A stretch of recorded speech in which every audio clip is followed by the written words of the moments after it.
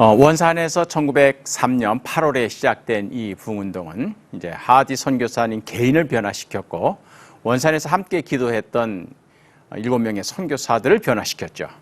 뿐만 아니라 선교사님들과 함께 사역했던 한국교회 지도자들을 변화시킵니다. 그리고 이 한국교회 지도자들이 이젠 지방마다 교회 가서 사역을 하다 보니까 이제는 그것이 점점 원산 바깥으로 이제 퍼지게 되는 것이죠.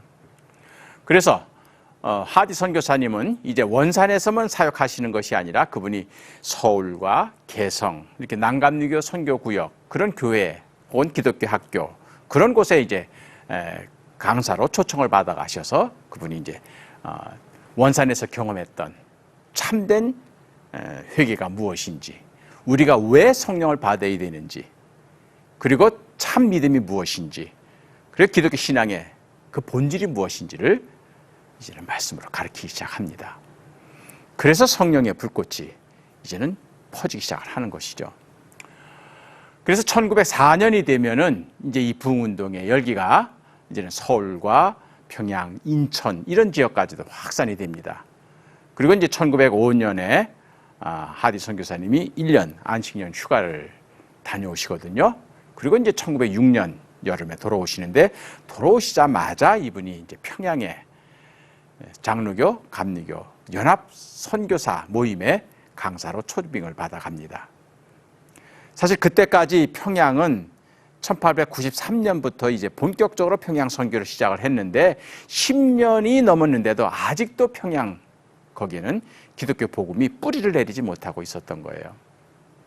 여러분들이 잘 아는 대로 평양은 1866년 제네럴 셔먼호 사건이 일어났던 데입니다. 그래서 토마스 목사님, 영국 선교사, 그분이 제네럴 셔먼호 사건 때 대동강에 끌려나가서 거기서 희생된, 그래서 기독교에 대해서는 아주 이 평양 사람들이 극도로 반감을 갖고 선교사님이 들어오는 것을 반대했던 그런 곳이죠. 그래서 마페 선교사님 들어와서 처음 선교할 때 그 돌팔매질 석전의 명수였던 이기풍 목사님, 그때는 기독교인 되기 전이죠. 돌을 던져가지고 이 턱에 흉터를 냈던, 그런 정도로 평양 주민들이 기독교에 대해서 아주 뿌리 깊은 반감을 갖고 있었던 그런 상황이었습니다. 그러다 보니까 그런 지역에서 선교 사역한다는 게 얼마나 어려운 줄 아시는 거죠, 선교사님들이.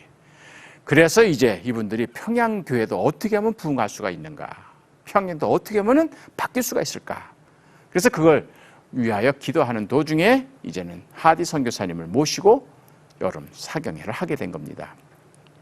하디 선교사님의 메시지는 그날 이후로 변함이 없습니다.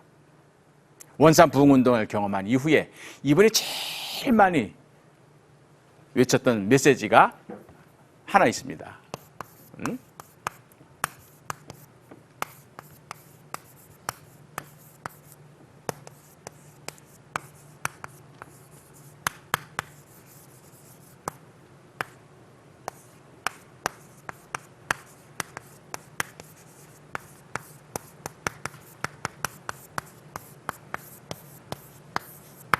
스가랴서에 나오는 내용이죠. 힘으로도 아니요, 능으로도 아니요, 오직 주의 영으로 되느니라. 이 말씀. 그래서 원산 부흥운동 이후로 이분이 특히 선교사님들 모임이나 한국교회 지도자들의 모임에 갈 때마다 항상 외쳤던 것이 바로 이 말씀이었어요. 힘으로도 안 돼요, 능으로도 안 됩니다, 오직 주의 영으로 됩니다. 이걸 자기가 경험했거든요.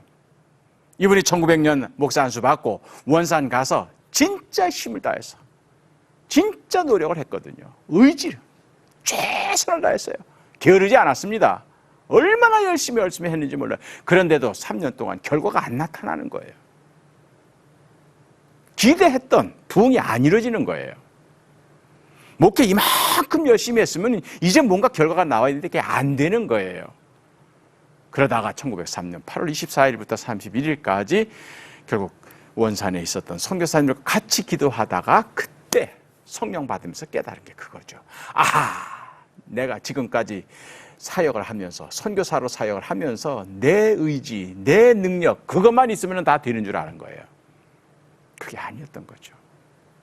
주의 영이 성령의 역사가, 성령의 인도하심, 성령의 능력, 이것을 의지하지 않았던 것이 내 사역의 실패라고 하는 사실을 깨닫게 된 겁니다. 어쨌든 이후에 하디 선교사님은 가는 곳마다 이 메시지를 전했습니다. 그렇기 때문에 목회든 선교든 그 성경의 비결은 오직 하나, 성령께서 우리에게 임하실 때. 그렇게 해서 평양에 간 하디 선교사님은 이제 장로교, 감리교 선교사님들이 함께 모여있는 그 기도회 모임에서 이 말씀을 가지고 전한 겁니다. 그러면서 자기 4년 전에 있었던 원산부흥운동의 그 경험을 얘기하면서 나도 처음에는 내 머리 가지고, 내 지혜 가지고, 내 능력 가지고, 내 노력하면 되는 줄 알았는데 주의 성령이 임하시니까 비로소 풀려지기 시작했더라. 그러면서 자기가 은혜 받았던 요한복음의 그 말씀을 가지고 말씀을 전했던 거예요. 그랬더니 거기에 참여했던 장로교 선교사님, 특히 이제 그레암 리라든지 윌리엄 블레어라든지 이런 장로교 선교사님들이 그 하디 선교사님의 그 메시지에 마음에 감동을 받게 됩니다. 저거구나. 평양의 부흥이, 평양의 교인들이 변화가 되기 위해서는 우리도 역시 원산과 똑같은 기도를 해야 되겠구나. 지난 시간에 살펴본 대로 하디 선교사님은 원산 부흥 운동이 어떻게 해서 시작되는가? 내가 기도하고 내가 말씀을 전했더니 부흥 운동이 이렇게 하지 않으셨어요. 하나님께서 거기에 있는 선교사들로 하여금 기도하게 하셨다. 무슨 기도예요? 성령님이 이 원산 땅에 임하도록 기도하게 하셨다. 그리고 말씀을 주셨다. 그리고 깨달음을 주셨다. 그리고 성령을 주셨다. 그러니까 믿음이 우리에게 왔다. 이것이 바로 하디의 보고서였어요. 그래서 그때부터 평양의 선교사님들도 그럼 우리 평양에서도 그런 일이 일어나야 되겠다. 그럼 우리가 할 일이 뭐냐? 기도하자. 그리고 나서 존 스턴이라고 하는 전 세계적인 부흥사가 마침 한국을 방문했습니다. 그래서 서울을 거쳐서 평양까지 와가지고 또 부흥회를 했습니다. 이 존 스턴 선교사님은 영국 웨일즈 그리고 인도에서 일어난 부흥운동을 경험하고 오신 분들이에요. 그러니까 이분이 이제 평양 장대현 교회에 모여가지고 이제 선교사님들과 한국 교회의 지도자들이 다 같이 모여 있는 그 부흥운동을 그 집회를 인도하시면서 이분이 이제 인도나 웨일즈나 이런 데서 일어난 부흥운동을 소개하면서 이제 조선 땅에 누가 부흥운동의 불씨를 붙일 것인가 하고 외칠 때 그때 평양신학교 졸업반이었던 길선주 장로님, 그분이 갑자기 손을 들더니 제가 하겠습니다. 이때는 아직 길선주 목사님은 성령 받기 전입니다. 부흥운동의 주역으로 나서기 전이에요. 아직 목사 안수 받기도 전입니다. 자기도 손을 들고 일어난 거죠. 어쨌든 하나님께서 그를 택하신 것이죠.